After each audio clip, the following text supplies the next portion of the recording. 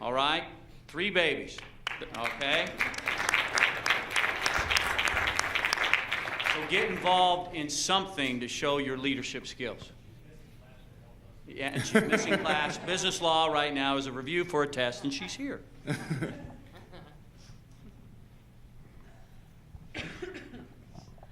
You spoke earlier about how a person's email address can affect whether or not you hire them.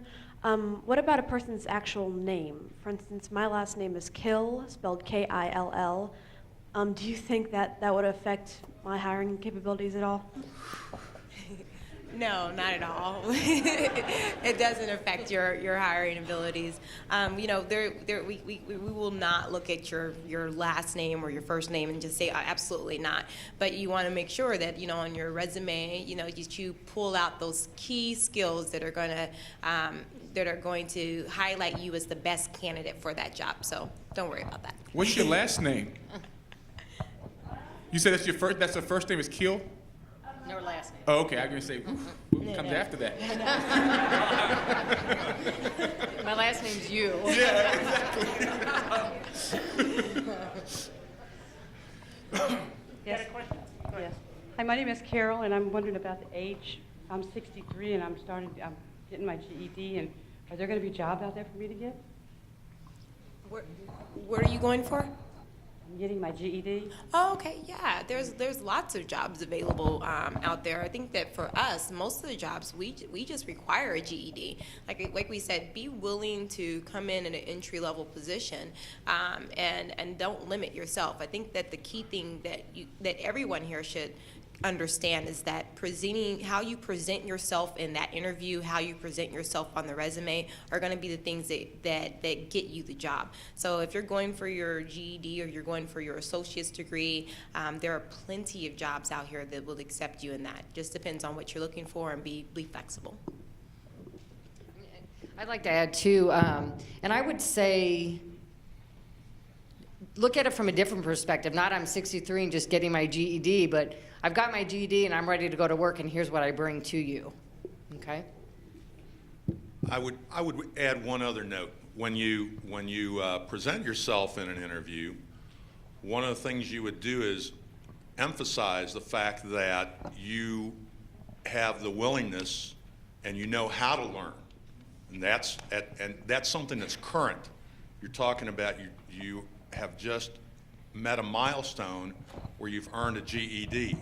That demonstrates a willingness to learn, so emphasize that and what you learned from the experience and what you would do in the future to continue learning, because as we say here, it's a lifelong pursuit. The learning never ends.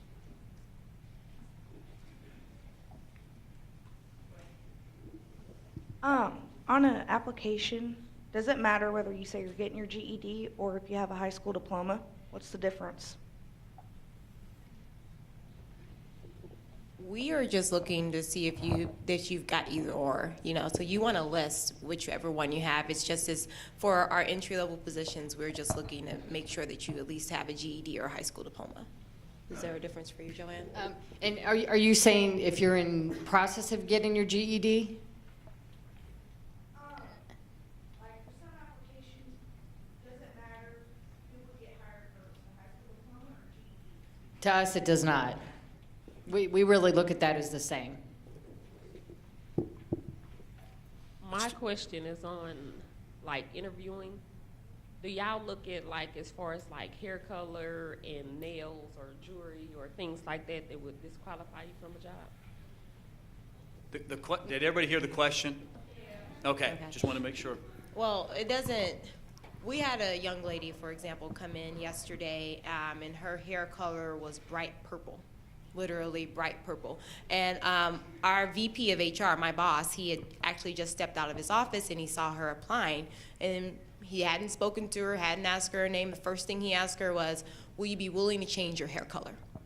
And that's because we have a lot of customer service positions where you're going to be front of house. What we look for are natural hair colors. I would say your hair color is fine that you have if that's what you're worried about for our positions. If it's more of a natural hair color that doesn't, stand out. So, purple, blue, bright red. You know, if it's not your natural hair color or something that could be considered natural, then I would maybe change that if you're going for an interview. And then nails, it's a good thing that you bring up fingernails. That's a pretty key thing. If you're coming into an interview, I think I've seen it all. You know, people come in with rainbow nail colors, different nail color on each hand, really long. Sometimes where, depending on the position you're going for, you may not be able to do the job that we're requiring you to do, especially if it's a food service position. We don't really want those long, colorful, bright nails, that kind of thing.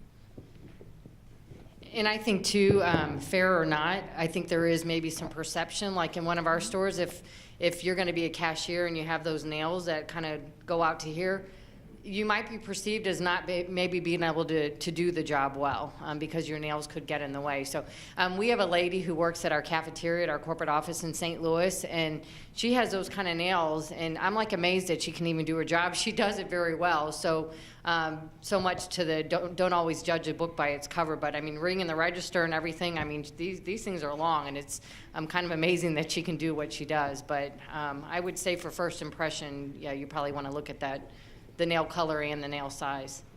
All right, we're going to take one more question back there, Jay. Panelists, thank you. I'm one of the instructors in the physical therapy assistant program here at KCK. I appreciate you guys coming out. Could you guys, thank you. You still have to take the test. Could you guys address communication and relate it back to the hierarchy of command, if you would, please?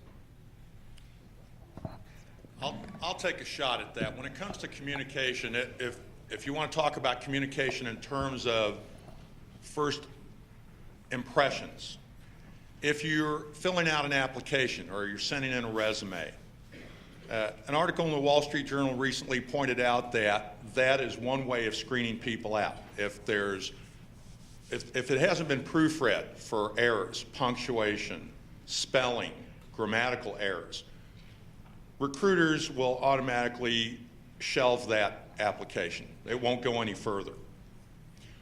Beyond that, if you get into an interview situation, you need to come in confident and prepared to be able to answer some key questions as well as ask key questions. If you go in with 2 or 3 questions well prepared that demonstrate that you've done some research about the firm with whom you're interviewing, you will stand out.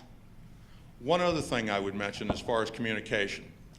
When you complete the interview process, no matter whether you were able to move further in the process or not, make it a habit of distinguishing yourself by sending a thank you note to the people with whom you spoke. Pick up business cards along the way with the people that you speak with.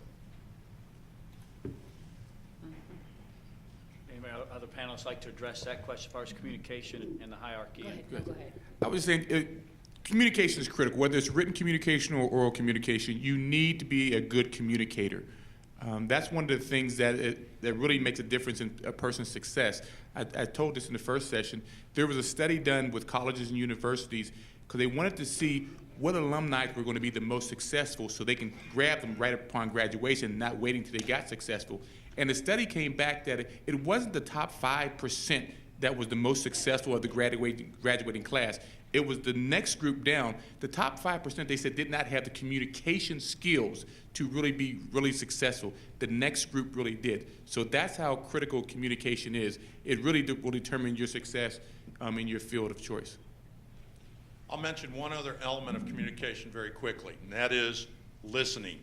We emphasize a lot the presentation skills, either in writing or orally, but you have to be able to listen well.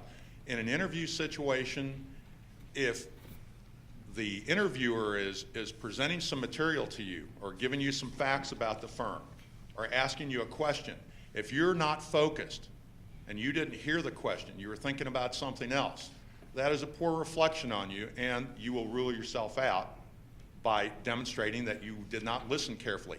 And this is one of the things I emphasize in the classroom. In closing, Dr. Hunt will come up, but a couple things. Number one, if you want to know how Save-A-Lot is going to eliminate food deserts, talk to Joanne. You know that Sharice is looking for 1,100 employees at this time. because they're going to open up February 1st. So at this time, Dr. Hunt, if you'll close us out.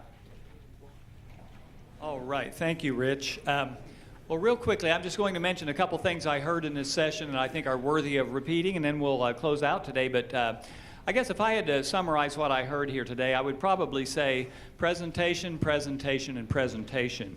There's a lot of ways we present ourselves. Let's name a couple. Your resume. What are other ways that you present yourself? Your clothing. What else? Email. What else? Confidence. Okay. The way you present your personal self. Communication. Okay. Facebook. There's just all sorts of ways. You've got so many ways now to present yourself. But think about it. Look at yourself in the mirror before you leave for an interview. Think about it. Practice what you're going to say. We also talked about the growing aspect of social media, how that's probably going to be used more and more. We talked about multi-generational work environments. It's good to think a little bit about the culture of the place that you're going to work. Look for cues when you're researching the company you want to work for. Go look at their website, look at the way people look at that company and see, can I fit that? You might not. You might choose something else, but that's one way to preview a company you might work for. You know, folks, you don't have to use these tools. You really don't. You can make that choice. In fact, if you don't want to use these tools, maybe you're a special type of person who can go do something unique. Maybe you can be an entrepreneur and develop your own type of environment, and you can do anything you want. But if you want to put yourself ahead, these are the types of things in most all cases, probably 98% of the cases, where you're going to get ahead if you apply these tools. So think about that.